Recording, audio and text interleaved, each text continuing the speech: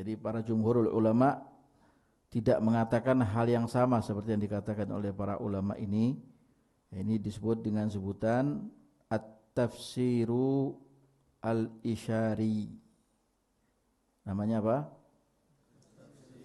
Isyari. Nah, at-tafsirul isyari itu apakah tafsir Al-Qur'an, Ustaz? Tafsir Al-Qur'an, tapi sifatnya adalah ala khilafidh zahir bi isyaratin khafiyah tadhhar lil arifina billah. Jadi sifat tafsirnya adalah tidak sama dengan tafsir-tafsir yang ada di dalam umumnya kitab-kitab tafsir Al-Quran, seperti yang didapat dari kitab tafsir Al-Baghawi, tafsirul Khazin, tafsir Jalalain, ya, yang banyak dibaca oleh para santri kan tafsir apa? Jalalain. Siapa Jalalain itu kira-kira? Ada yang tahu enggak? Yang pertama siapa? Suyuti. Yang kedua Jalaluddin Al-Jalalain itu dua jalal. Siapa yang pertama? Yang keras suaranya? Yang kedua Al-Mahalli. Jalaluddin As-Suyuti dan apa? Al-Mahalli. Sehingga disebut dengan sebutan apa? Jalalain. Jalalain, ya. Terus kita tahu itu. Ya, di sini ada namanya apa tadi pembahasannya, tafsir apa? Al-Isyari. Tafsir Al-Isyari ini adalah tafsir ala khilafi zahiril ulama'il mufassirin. Tentunya nanti di sini ada beberapa isyarat-isyarat yang akan disebutkan oleh para ulama kita dari pemahaman-pemahaman dan pandangan-pandangan mereka tentang ilmu-ilmu tafsir. Bahkan di sini para ulama Al-Habib Zain bin Ibrahim Al-Sumait dalam kitabnya Al-Fuyudat Ar-Rabbaniyah, di sini beliau mengungkapkan wa inama huwa minal ilmil ladunni. Ya, ternyata ini adalah merupakan cipratan-cipratan dari ilmu-ilmu laduni atau al-wahbi, atau ilmu laduni atau ilmu al-wahbi. Apa ilmu apa? Al-wahbi. Apa itu ilmu al-wahbi?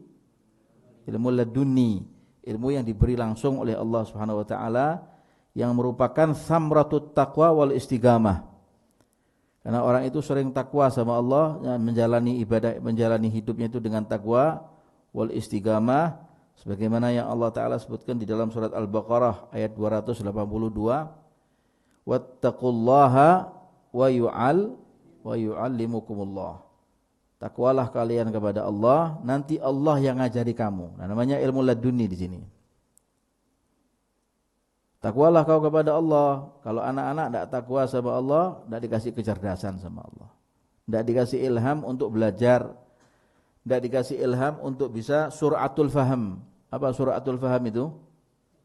Cepat fahamnya, daya tangkapnya cepat sekali. Nah, itu termasuk ilmu laduni itu. Quwwatul hifdz, quwwatul dzakirah wal hafizah, itu termasuk ilmu laduni. Makanya jaga Allah. Jangan nakal kalau nanti di rumah, ya. Tidak boleh nonton HP sering-sering, tidak boleh lihat maksiat, tidak boleh bercengkrama dengan teman-teman yang tidak sefrekuensi, tidak sejalan, tidak seimbang, tidak ngajak kepada kebaikan, justru malah ngajak kepada kemaksiatan. Jangan dituruti. Jangan nuruti hawa nafsu juga jangan. Wattaqullaha wa yu'allimukumullah, kata Allah dalam firman-Nya, takwalah kau kepada Allah, nanti Allah yang akan mengajari kalian. Dalam ayat yang lain juga disebutkan oleh Allah Ta'ala tentang kisahnya Sayyidina Khadir. Sayyidina Al-Khadir alaihi salam ma'a Sayyidina Musa alaihi salam. Sayyidina Al-Khadir alaihi salam dan Sayyidina Musa alaihi salam ini Allah Ta'ala abadikan di dalam surat Kahfi ayat 65 itu. Fawajada abdan min ibadina atainahu rahmatan min indina wa 'allamnahu min ladunna ilma. Di sini disunahkan mengucapkan doa Allahumma 'allimni min ladunka ilma. Kalau sampai ayat ini sunnah membaca itu. Allahumma 'allimni, apa doanya? Min ladunka ilma. Jadi kalau baca Kahfi pada surat ini, pada ayat 65 ini, wa 'allamnahu min ladunna ilma, langsung diam sebentar. Allahumma 'allimni min ladunka ilma, Allahumma 'allimni min ladunka ilma, Allahumma 'allimni min ladunka ilma. Ya Allah, limpahkan ilmu kepada kami dari sisimu, satu ilmu yang belum kami ketahui. Baik. Ini namanya termasuk dari fawajada 'abdan min ibadina atainahu rahmatan min indina wa 'allamnahu min ladunna ilma. Ya, karena orang-orang itu menjaga takwanya sama Allah Ta'ala hingga sampai Allah Ta'ala ngajari mereka bagaimana cara menafsirkan Al-Quran, memahami Al-Quran. Baik. Lalu kemudian disebutkan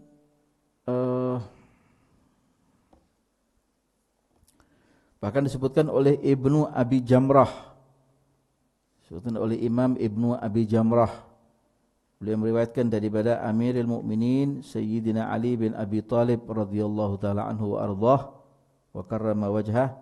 Beliau mengatakan, "Lau syi'tu an uqira sab'ina ba'iran min tafsiri ummil Qur'an la fa'altu."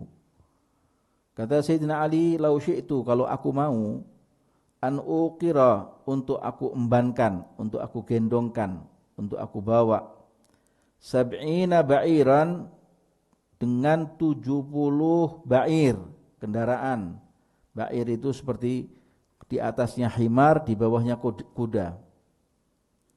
Jadi kendaraan ba'ir itu seperti kuda tapi di bawahnya kuda, dan posisinya, postur tubuhnya di atasnya himar, ba'ir atau onta lah, boleh dikatakan seperti onta. Lau syi'tu an uqira sab'ina ba'iran, kalau saya mau, kalau aku mau, maka akan aku embankan, aku gantungkan atau aku bawakan, ada di atas punggung 70 kendaraan hewan yang dibawa tunggangan itu, min tafsiri ummil Qur'an, dari tafsir surat Al-Fatihah. La fa'altu, saya bisa, saya akan laksanakan, pasti akan saya laksanakan. Artinya kata Sayyidina Ali, kalau saya mau menafsirkan surat Al-Fatihah itu sampai 70 kuras, ya, setiap kuras digendongkan ke satu ba'ir, sampai 70 hewan itu, 70 hewan ya, 70 hewan, yang setiap hewannya mungkin membawa 70 kuras, atau mungkin lebih dari 70 kuras, 100, ya mungkin 700 kuras, ya, atau 7.000 kuras, 7.000 kertas, yang satu kertasnya itu berjumlah mungkin 16 halaman, 28 halaman, itulah fa'altu, saya akan bisa mampu melakukan. Dari luasnya ilmunya beliau. Wasu'ila radhiyallahu anhu, beliau juga ditanya Sayyidina Ali, hal khassakum Rasulullah bi syai'in dunal ummah. Kata beliau ditanya oleh sahabat-sahabatnya beliau yang lain, hal khassakum Rasulullah sallallahu alaihi wasallam bi syai'in dunal ummah.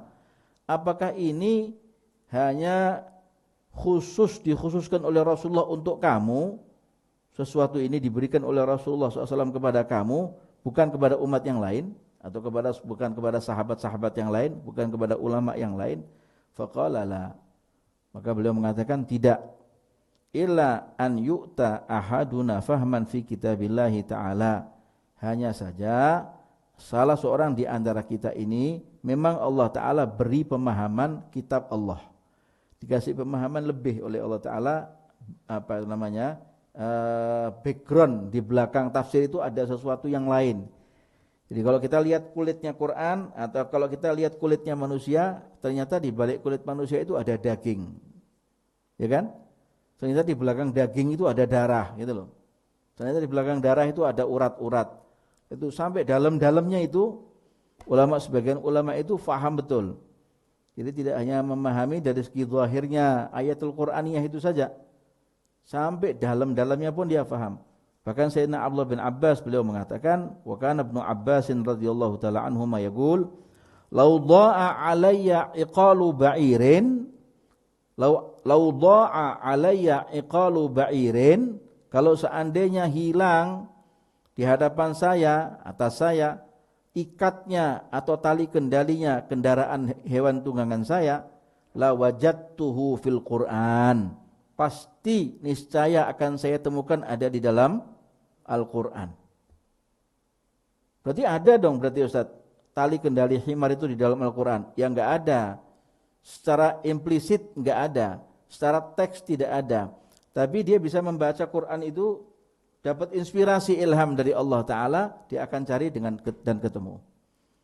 lau dha'a alayya iqalu ba'irin lawajadtuhu fil Qur'an.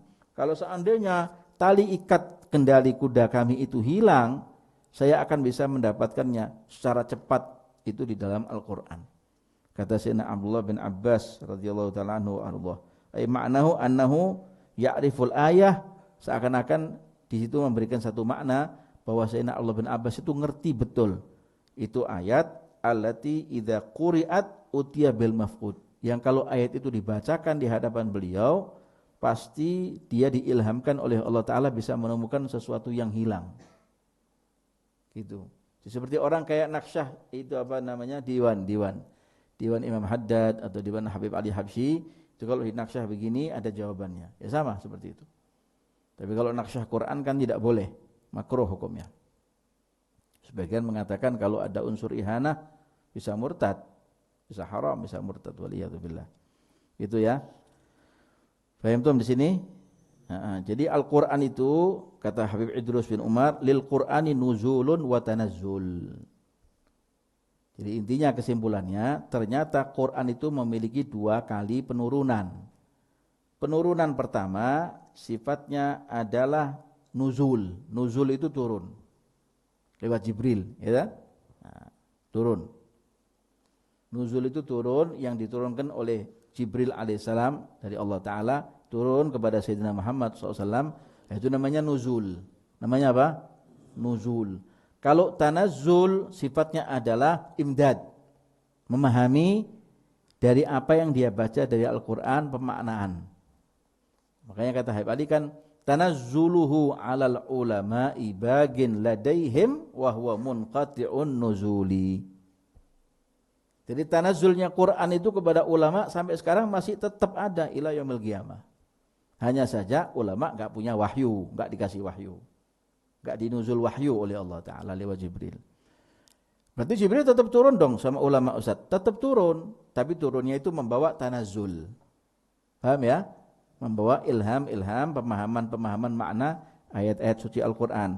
Karena itu kata Al-Habib Idrus bin Umar Al-Habsyi, innallaha ta'ala, sesungguhnya Allah Ta'ala itu allama nabiyahu sallallahu alaihi wasallam, Allah itu mengajarkan kepada kekasihnya Sayyidina Muhammad SAW Al-Qur'ana jumlatan wahidatan bighairi wasithah.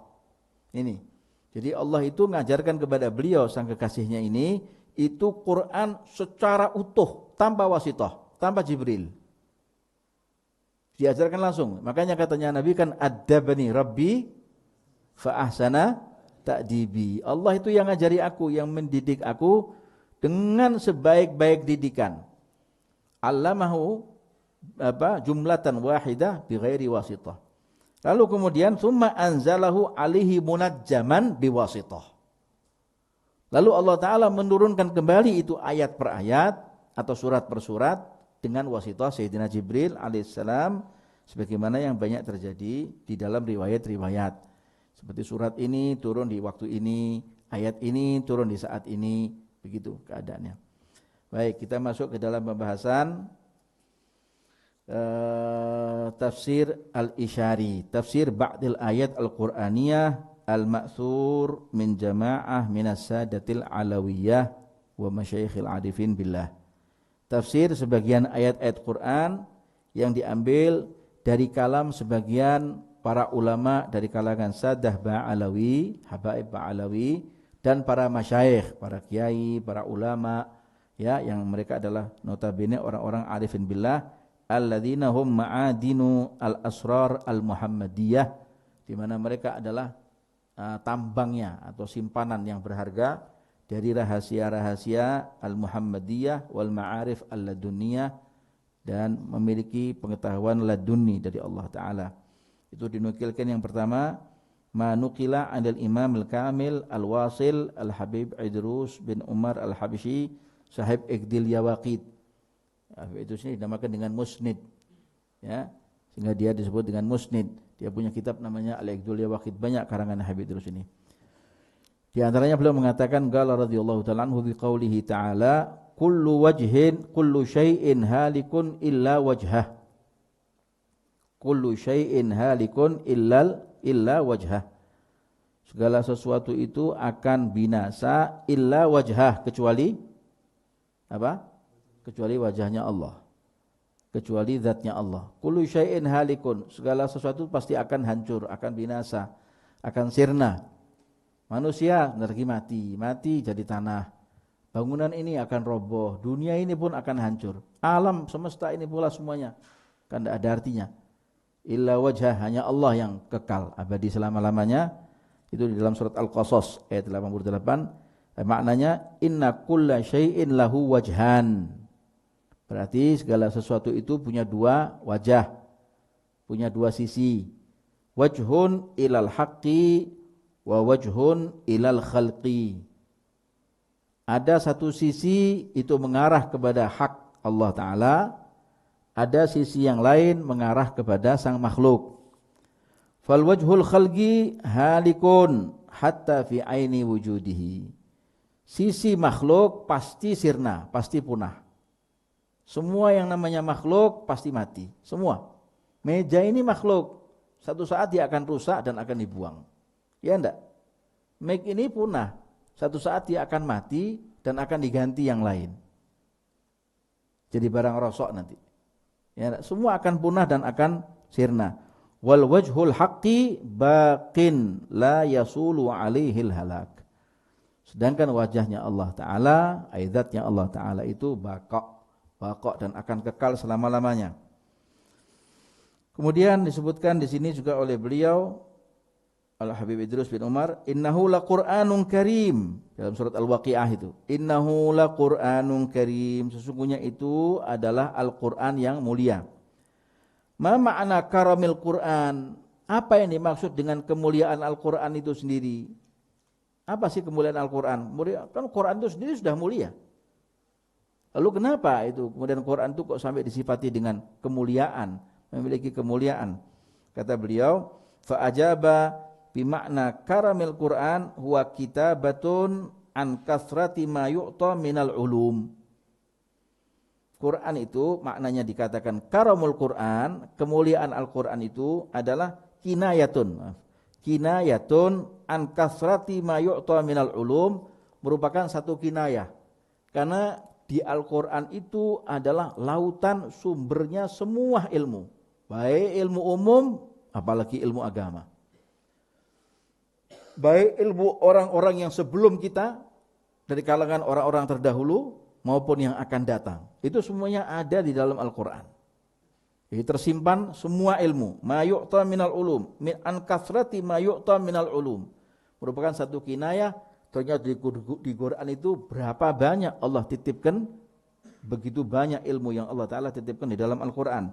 Fastu'ira lahu dzalik, lalu dipinjam, makna itu dipinjam, wal jami' kasratul ata, sehingga kemudian kumpulan yang ada di alam Al-Quran itu merupakan kinayah dari banyaknya pemberian. Dari banyaknya pemberian. Gitu. Jadi kalau sekarang ada orang mengatakan rajulun karim, Ustaz. Nah, karamur rajul itu laki-laki yang karim, laki-laki yang dermawan, laki-laki yang mulia. Berarti kan karamur rajul itu karena apa? Karena dia sering dermawan, karena dia sering nyumbang. Ada orang datang, kasih, enggak nolak dia. Ada orang datang, Ustaz saya pinjam, kasih. Saya mau punya utang, kasih. Ana mau pakai antum punya barang ini, fadhol. Jadi enggak pernah apa? Enggak pernah nolak permintaan orang, sebagaimana yang dipraktikkan, diteladankan oleh Sayyidina Muhammad sallallahu alaihi wasallam, gitu ya. Baik. Kemudian selanjutnya Allah Ta'ala juga berfirman di dalam ayat suci Al-Quran, kata beliau Al-Habib Idrus bin Umar Al-Habashi, qad aflaha man zakkaha wa qad khaba man dassaha. Sungguh beruntung, sungguh berbahagia buat orang-orang yang telah mensucikan batinnya, mensucikan jiwanya. Bersihkan jiwamu, jangan kotor, gak boleh benci sama teman, gak boleh benci sama orang. Qad aflaha man zakkaha wa qad khaba man dassaha. Dan sungguh kecewa dan akan merugi buat orang-orang yang mengotori jiwanya. Itu apa terjemahannya? Apa tafsirnya? Tafsir Isyariyah.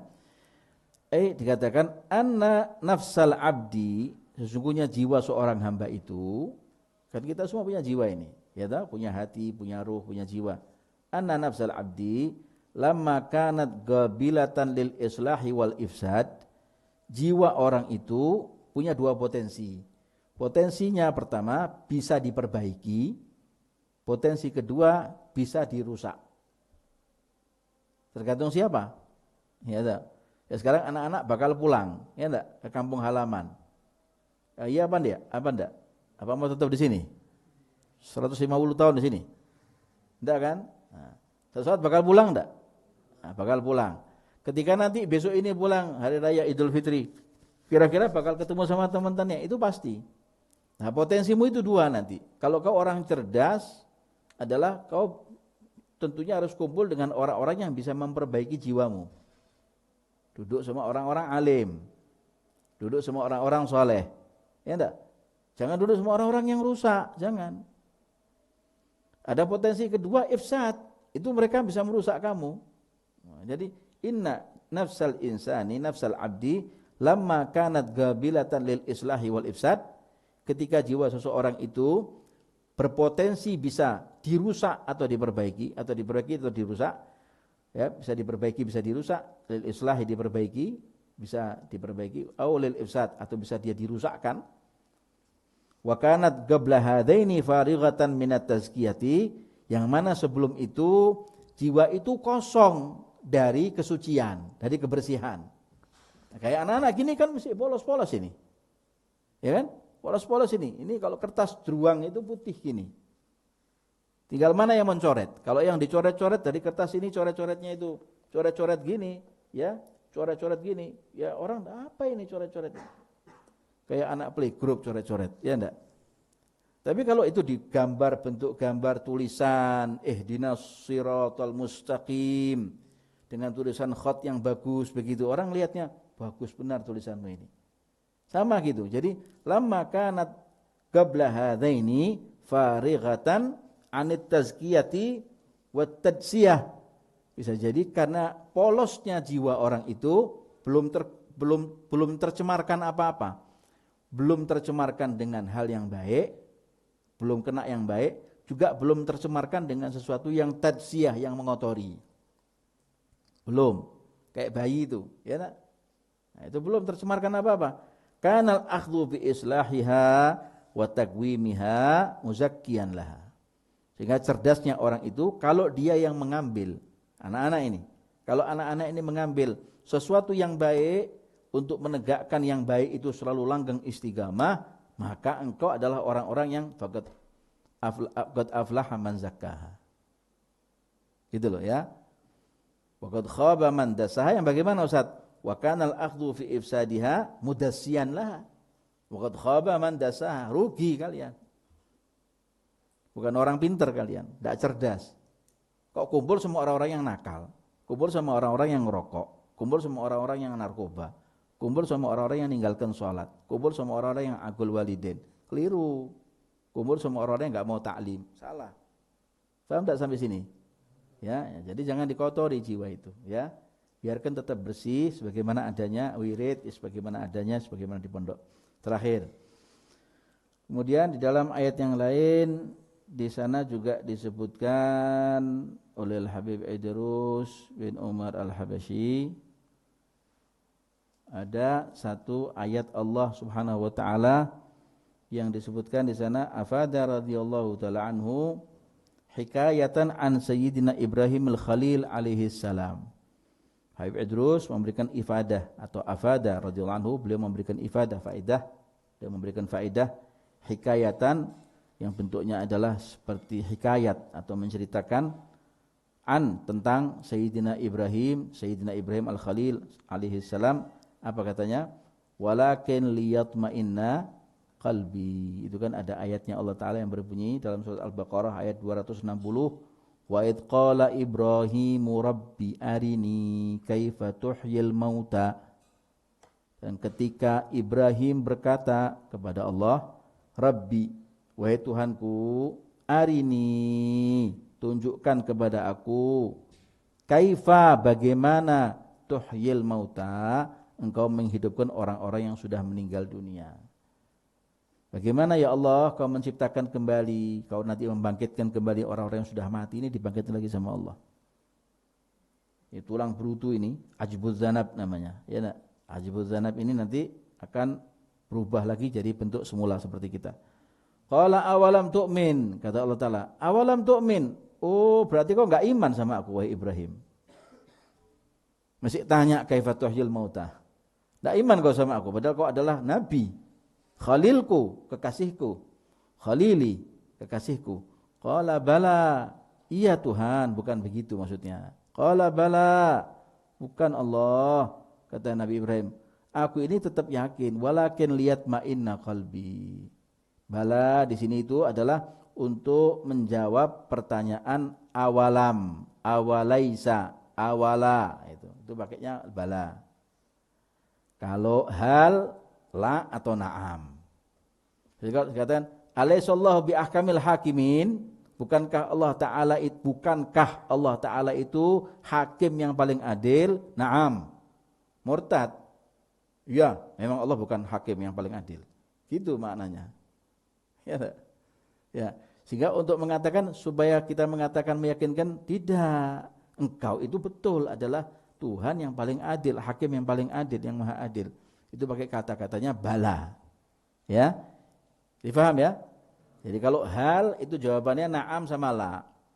Hal kata hal Ahmadu fil madrasati, na'am huwa fil madrasati. Memang dia ada di madrasah. Hal Zaidun fil baiti, apakah si Zaid itu ada di rumah? La yujadu fil baiti. Tidak ada, dia tidak ditemukan di rumah. Gitu loh ya. Tapi kalau untuk kata-kata seperti ini pakainya bala. Karena awalam tu'min, apakah kau enggak iman? Oh, mesti tanya, bagaimana kau menghidupkan orang mati? Qala bala, bukan Allah, saya itu yakin, saya itu iman. Walakin lihat ma'inna qalbi, tapi untuk meyakinkan agar hatiku tetap iman, tetap mantap imanku sama kamu. Jadi kalau orang tuh sekarangnya mau tanya, apa betul kau yang bikin ini? Kok enggak percaya sih kalau saya bikin saya? Enggak, saya yakin. Tapi kok buatanmu ini kok betul-betul bagus? Yakin saya. Buatanmu ini, ya. Oh ya, memang enggak salah. Karena bagus buatanmu ini. Gitu loh. Paham enggak ya? Seakan-akan ini buatanmu bukan ini. Kok percaya kamu sama saya? Bukan saya enggak percaya. Saya percaya ini buatanmu. Ya, saya cuma meyakinkan diri saya sendiri. Buatanmu ini? Iya, buatan saya. Oh, memang enggak salah lihat saya. Kenapa memangnya? Memang buatanmu itu bagus. Saya enggak yakin kalau yang buat adalah orang lain. Pasti kamu yang buat. Jadi untuk meyakinkan, walakin untuk mantapkan, untuk menenangkan. Gitu ya. Nah, hada dengan ucapannya Sayyidina Ali. Apa ucapannya Sayyidina Ali? Ucapannya Sayyidina Ali, "Lau kushifal ghita anni mazdattu yaqina." Ucapan Sayyidina Ali itu, beliau mengatakan, "Lau kushifal ghita." Kalau seandainya penutup itu dibuka, penutup tirai itu dibuka, anni dari pandanganku atau dari aku, mazdattu saya tidak akan bertambah yakina keyakinannya. Maknanya bagaimana? Kalau seandainya dibuka, ini surga, ini neraka. Oh ya, ya sudah, tutup lagi. Kok enggak ada reaksi apa-apa? Saya sudah kadung yakin sama Allah. Ini surga, saya sudah sering lihat. Ini neraka, saya sudah sering lihat. Atau ini surga, saya sudah sering dengar di Al-Quran. Ini neraka, saya sudah sering dengar di Al-Quran. Jadi iman saya sudah pantok. Enggak butuh ini, enggak takut ini. Enggak pingin surga, enggak takut neraka saya. Itu Sayyidina Ali. Nah, lalu ditanyakan, apakah kalau begitu Sayyidina Ali ini berarti di atasnya Nabi Ibrahim dong? Nabi Ibrahim saja masih minta kaifa tuhyil mauta. Qala awalam tu'min? Qala bala walakin liyatma'inna qalbi. Enggak, untuk mantapkan tok Allah. Sayyidina Ali sudah yakin, pantok. Wa kushifal ghita anni mazdatu yaqinan. Berarti Sayyidina Ali di atasnya Nabi Ibrahim dong? Enggak begitu. Enggak begitu. Nabi Ibrahim tetap di atasnya Sayyidina Ali. Karena beliau itu maksum, ya kan? Sedangkan Sayyidina Ali bukan yang maksum. Ya. Apa katanya? Annat tuma'ninah a'la wa akmal minal yakin. Tuma'ninah itu lebih tinggi, lebih sempurna daripada yakin. Kalau yakin itu misalnya sampai sini, amat tuma'ninah sampai langit. Sampai sana, ujung sana. Kalau yakin itu sudah sampai sini, ada batasnya. Ama tuma'ninah, fiin. Kalau yakin itu gini, sholatnya orang itu yakin, pasti saya diterima dan pasti saya akan masuk surga. Sudah yakin saya, tidak butuh itu apa-apa. Amat tuma'ninah, dia nggak minta apa-apa. Sudah saya yang penting pokoknya saya ibadah. Mau saya dimasukkan neraka, yang dimasukkan Allah. Terserah Allah. Tingkatnya lebih tinggi. Nah, sehingga dikatakan walakinnal yaqina wa in kana maqaman azizan, walaupun yakin itu adalah makom yang aziz, makom yang jarang. Makom yang jarang. Ya, makom yang jarang didapatkan sebarangan orang, enggak mungkin orang punya yakin kayak Sayyidina Ali itu. Enggak mungkin. Walakinnal yaqina wa in kana maqaman azizan. Yakin itu walaupun dia adalah merupakan makom yang sangat jarang didapat, qad yatrukuhul juhud, tapi bisa jadi yakin itu bisa didatangi dengan sifat-sifat juhud. Juhud itu apa? Menentang. Orang sudah kadung yakin. Karena sebagian orang itu sudah kadung yakin dia. Ana yakin inti adalah orang baik. Yakin inti? Yakin. Inti orang baik jujur. Nyo. Ana kasih percayaan inti tolong pegangan ana punya uang 5 juta ini.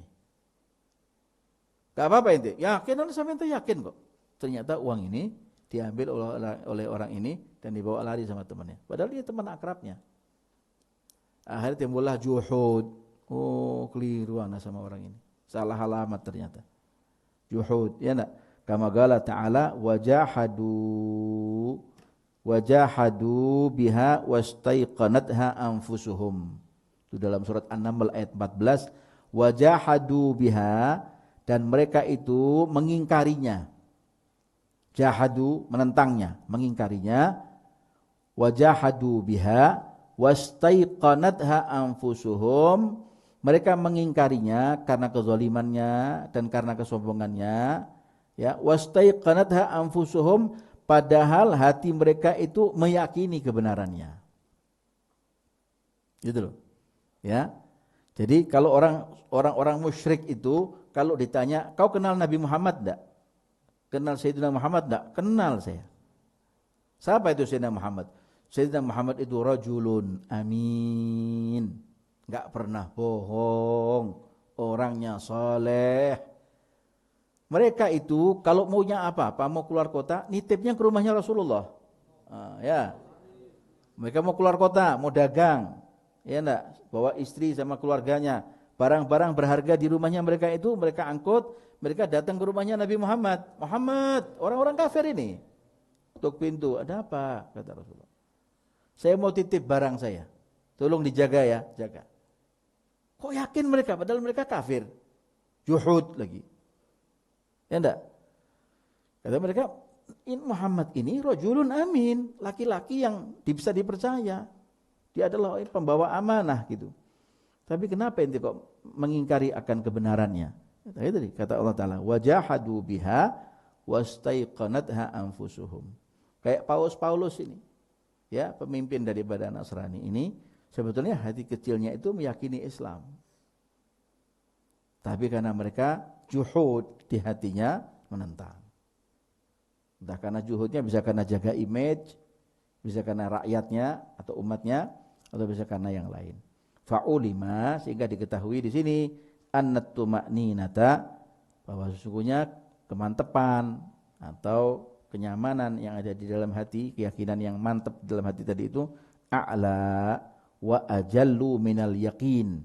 Ternyata mereka itu tuma'ninah itu lebih tinggi dan lebih agung minal yaqin, daripada sekedar yakin, di annaha la yutasawwar ba'daha juhud. Tuma'ninah itu tidak mungkin tergambar setelah orang sudah tuma'ninah, tidak mungkin tergambar akan menentang atau mengingkari. Paham ya? Jadi orang sudah tuma'ninah, pasrah.